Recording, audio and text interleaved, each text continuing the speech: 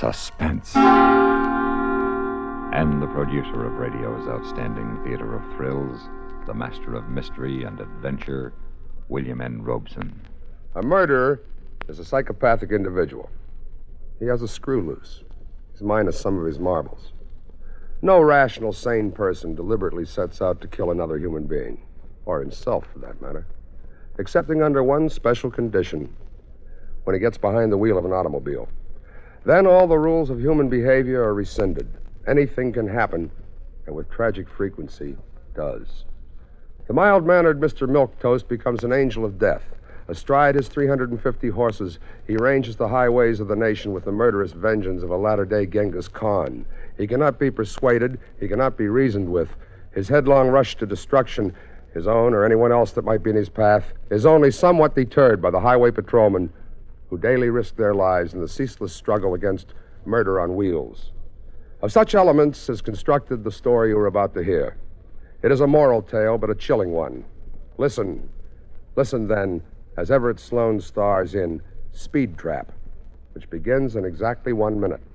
How can heroism be acknowledged and symbolized? Recognition of outstanding heroism takes the form of America's supreme military decoration, the Medal of Honor. It is awarded to those members of the United States Armed Forces who distinguish themselves conspicuously by gallantry and intrepidity at the risk of life, above and beyond the call of duty, in action involving actual conflict with an enemy. For recipients in the Army and Air Force, the medal is a gold-finished bronze star with the head of the ancient goddess Minerva in the center. A laurel wreath in green enamel surrounds the five-pointed star, which is suspended by two links from a bar bearing the inscription Valor, and surmounted by an eagle with wings outstretched. The ribbon pad directly above is light blue, with 13 white stars arranged in the form of a triple chevron. The President of the United States is the only government official authorized to present the Medal of Honor. The award is made by the Commander-in-Chief in the name of Congress, thus accounting for why this highly esteemed decoration is sometimes incorrectly referred to as the Congressional Medal of Honor. Only a very small number of the many millions of U.S. Armed Forces personnel, past and present, have been presented this great symbol of courage to which free men can aspire, the Medal of Honor. And now, Speed Trap, starring Everett Sloane. A tale well calculated to keep you in suspense.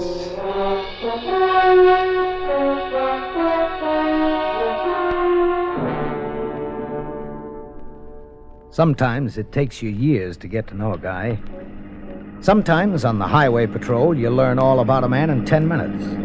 Like the night Craig Hollister checked me out on my new beat. And there's a soft shoulder here, right? I didn't answer him. I was too busy sweating the grade. The wheel was easy in my hands. Too easy, like it always is on a slick highway. My headlights caught the rain and sleet slanting down from the pass. Hollister wiped the mist off the windshield. I thought of loosening my collar, but I didn't want to make a bad impression on him. I knew he was a good patrolman. They'd told me at headquarters. Well, good patrolmen go by the book. I wiped my hands one at a time and changed my grip on the wheel. There's a curve coming up. I don't see why they need us on this road. A driver'd be nuts to go over 30. People speed anywhere. This turn's called the Corkscrew. It's awful slick in the rain. I found 4 kids here in a station wagon after the last storm. What was left of them, anyway.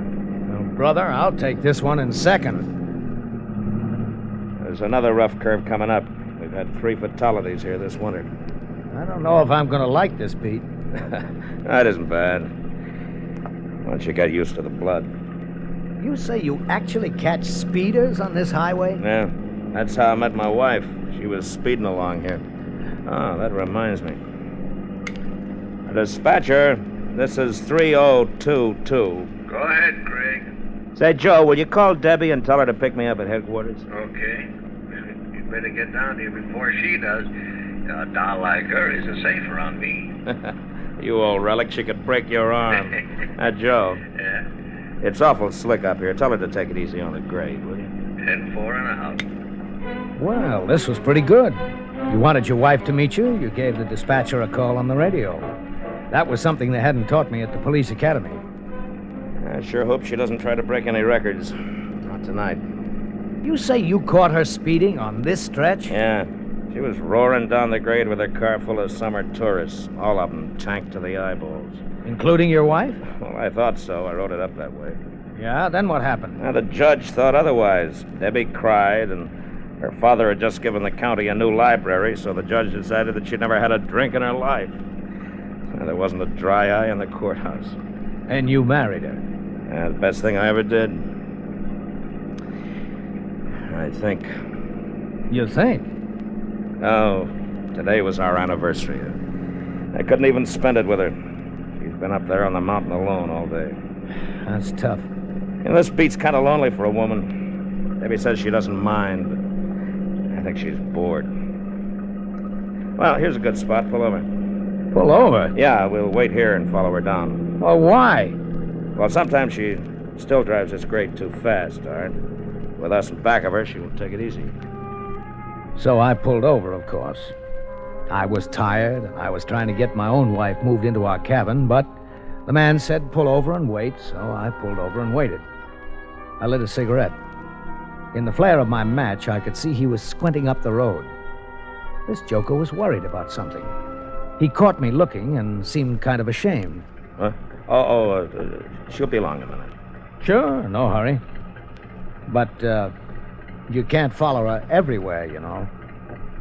Look, Art, I'm getting a transfer, and Debbie and I'll be out of these mountains in a week. It's slick tonight, so it's okay with you, partner. Oh, sure. Sorry. Hey, what the... What's the matter? Look at those headlights up there. I twisted around in my seat. Half a mile up the grade, a pair of headlights stabbed over the cliff, seemed to hang there. Hollister gripped my shoulder. The light straightened suddenly and got brighter and brighter. The guy was practically flying. Holy smoke! Hollister was big. He didn't look like he could move very fast, but he was nothing but a blur jumping out of the patrol car. He was around the hood and swinging a flashlight in circles before I could even turn on my red light. The crazy headlights seemed to reach out at him. Hey, you crazy! Wait! Hey, you okay, Hollister? Yeah. Well, let's take him. Holy cow, I thought you'd had it. Close, but no cigar. He must be plastered. Did you get his tag? The lights blinded me. No, I could just see it was a black sports car, that's all. Looked like a Jag. A Jag? Yeah. Aren't you going to call the dispatcher? No. Pappy ought to be parked near a halfway house. A Jag, huh? Hello, 2429. This is 3022. It was a Jag, all right. And I'd caught a flash of the driver. It was a woman driver, young, blonde, with a crazy grin on her face. I felt sick. I'd picked up the pieces after a few wrecks down in the valley. Go ahead, Craig. It's bad enough when it's a man, 2429. but a young girl. 3022. Pappy, we're after a possible 502, 3 miles north of halfway house. He just about ran me down. Now be careful, huh? I'll try to take him. 10-4. Her, not him. Make this curve tight, Art. What'd you say? That driver, it's a woman. A woman? I think so. Oh. After this curve, you can cut loose for about 800 yards, and then try to get me close enough to spotlight her license. Hang on, partner. Holy smoke! Be careful! Can you get the number? Oh, the plate's covered with mud. She must have dragged a wheel on the shoulder. Maybe on the next stretch I can try again. No, we don't need the number. What do you mean? Well, you saw the car, a black Jag, you said. Yeah. A girl driving, you said. Yeah, why? Well, that's got to be Debbie's car. It's got to be my wife.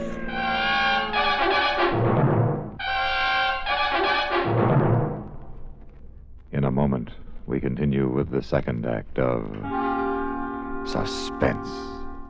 Another visit with Joe and Daphne Forsythe. Joe? Joe, stop reading that paper and talk to me. I'm listening. Go ahead. Well, I was talking to Mrs. Snyder today. You know, she's the one whose boy had 31% less cavities. Uh-huh. Well, she thinks that we should buy bigger savings bonds. Uh-huh. She says that when people can afford it, it makes more sense. Oh, she says there are a lot of different denominations. They start at $25, but then there are $50, $100, $200, and even $500 bonds. Is that so? And then with the ones we've already bought through the payroll savings plan, we'd have quite a nest egg. Uh-huh. Are you listening to me? Uh-huh. Did you know that the total accumulated compounded semi-annual interest of the Series E savings bond will amount to 93 1/3% of the original purchasing price? Uh-huh.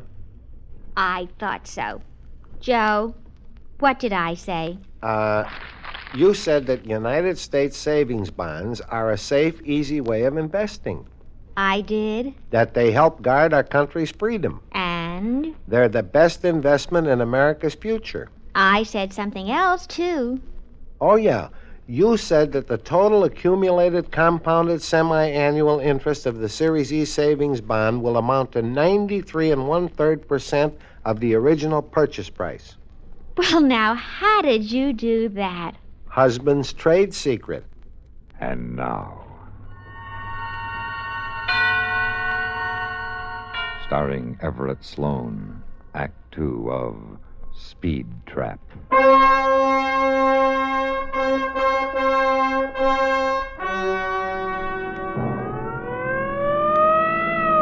I stared at the guy beside me in the patrol car, then whipped my eyes back to the slick mountain road.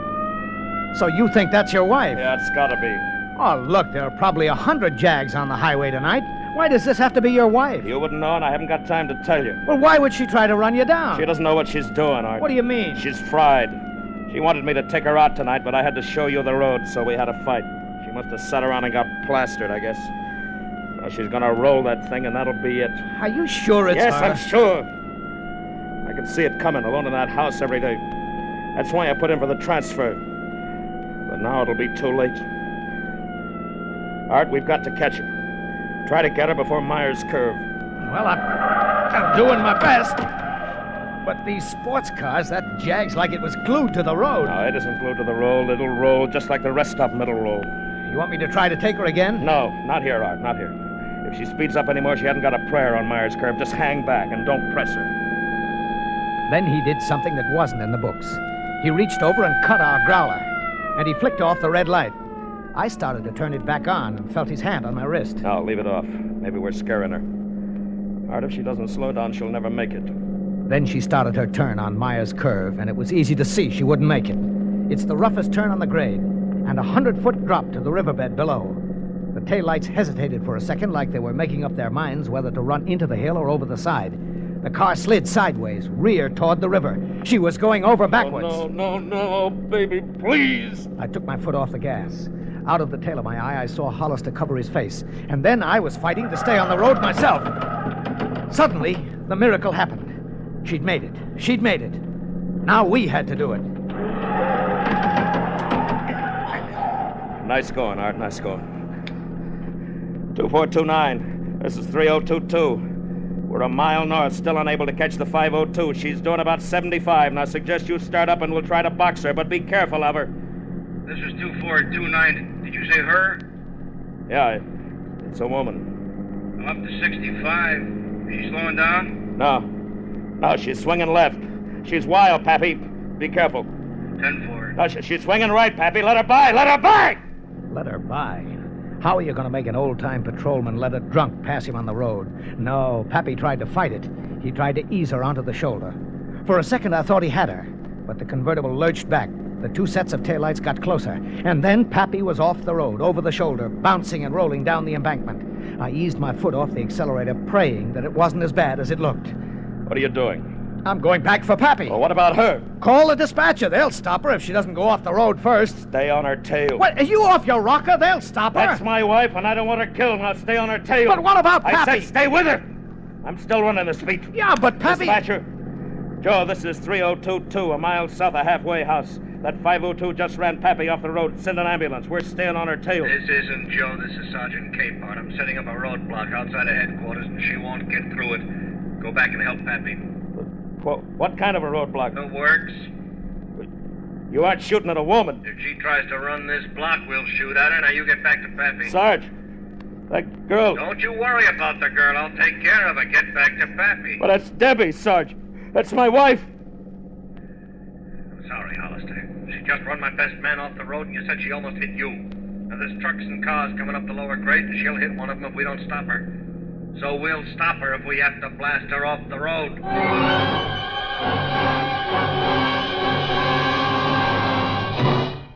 In just a moment, we continue with the third act of Suspense. We have, together, ample capacity and freedom to defend freedom. This is NATO, the North Atlantic Treaty Organization. Very simply, NATO is an organization of free countries which have learned to live together and to work together in the firm conviction that their fundamental unity and combined strength are indispensable to their individual security and the peace of the world. The United States of America is a part of NATO.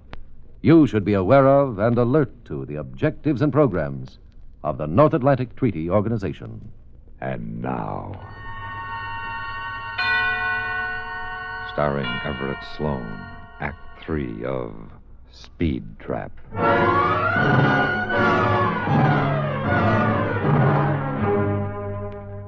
I felt sorry for the man beside me.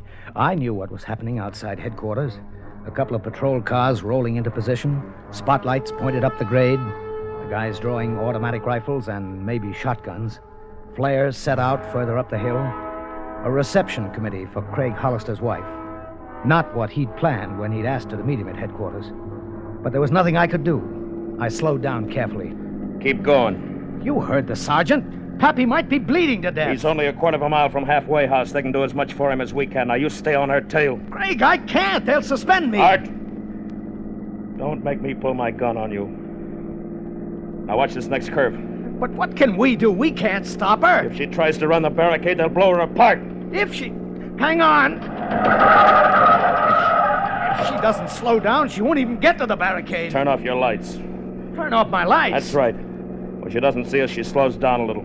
Well, how am I going to see? Use her lights. Her lights. Fine. Great. But what if there was something coming up the grade? I wondered if Hollister had gone nuts. He was peering ahead. He seemed to have got hold of himself.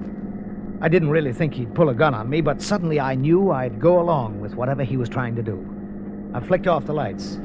It seemed to help. The car ahead lost some of its crazy fear. Now you're gaining. Okay, use this stretch here. Oh, Debbie, baby, watch out, watch out. We're gaining, but if she makes this turn, she's only got a mile to the barricade. Is that a car coming? Oh, it's a truck. Oh, Debbie, please get over, get over. She won't make it. She won't. Watch out. Get your lights on. Okay, Art. Now catch her. Hey, you gonna shoot her yourself? I hope not. I hope not. Look, you have to get closer. I'll never do it from here. Closer, the man said.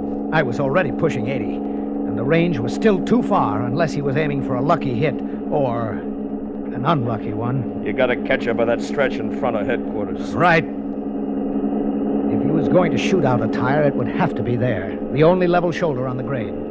But that was where the barricade was. Well, we just have to get her this side of it. Hollister rolled down the window, and I felt a spray of rain on my face. And suddenly, I saw the barricade spotlights. She's slowing any? Nah, putting on speed. Well, I can't wait any longer. The range was just too great. It had to be her left rear tire. If she went off the other way, she'd be killed. But she was just too far away.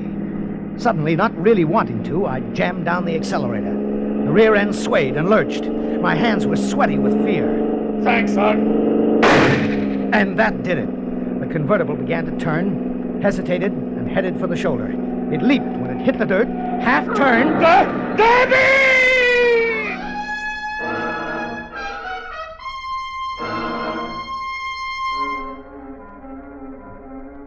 I skidded all the way through the roadblock. The guys from the barricade beat us back to the crash. But it was just as well, because without help, I'd never have been able to keep Hollister from the ruined convertible. Will you let me Let it out! Will you move off, Hollister? Wait till we get her out. The doc's coming now. But I killed her. I killed her. No, we don't know yet. Here's the ambulance. Doc? Doc, she's right down there. And how's Pappy? Broke her leg. Oh. That's the car that ran him off the road? Yeah, that's it. A patrolman and an ambulance driver set a litter by the ambulance. 2 other guys had Craig in their patrol car trying to calm him down. The girl was hurt bad, but she was alive. I started back to the patrol car and stepped back to let a convertible pull off onto the shoulder. A girl got out, a pretty girl. And I thought of the kid by the ambulance who would never be pretty again. Then I felt the sergeant's hand on my arm. He was staring at her. Mrs. Hollister. Yes, Sergeant. What happened? Where's Craig? Well, he thought you... Oh, look. Oh, the poor thing. She's just a kid. Yeah, but she figured she was old enough to get fried to the gills and make that grade on a rainy night. Your husband saved her life. How? Oh, he and Art here almost broke their necks catching her. I'd have blasted her to pieces. Where's Craig? Is he all right? Debbie! Oh, Debbie! Oh, Debbie, honey. What's the matter, darling? Oh, Debbie, it wasn't you. I thought that... Skip it, Hollister. No. Oh, no.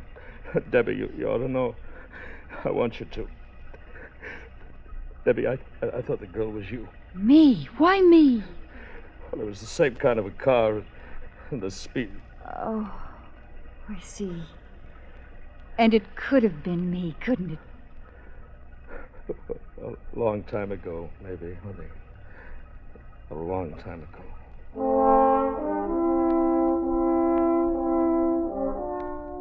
Well, his arm was around her when they walked away, and Craig Hollister had a kind of thoughtful look in his eye.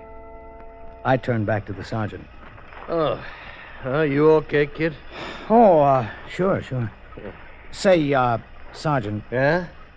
About us not going back for Pappy, I was driving, you know. Yeah, I know. Well, I guess I should have... Forget it.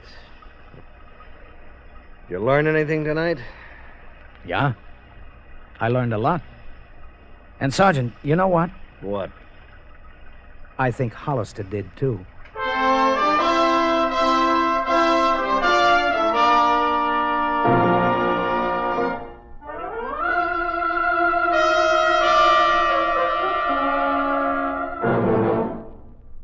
Suspense, in which Everett Sloane starred in William N. Robeson's production of Speed Trap by Hank Searles. Supporting Mr. Sloane in Speed Trap were Ellen Morgan, William Conrad, Jack Crucian, and Lawrence Dobkin. Listen. Listen again next week when we return with another tale well calculated to keep you in suspense.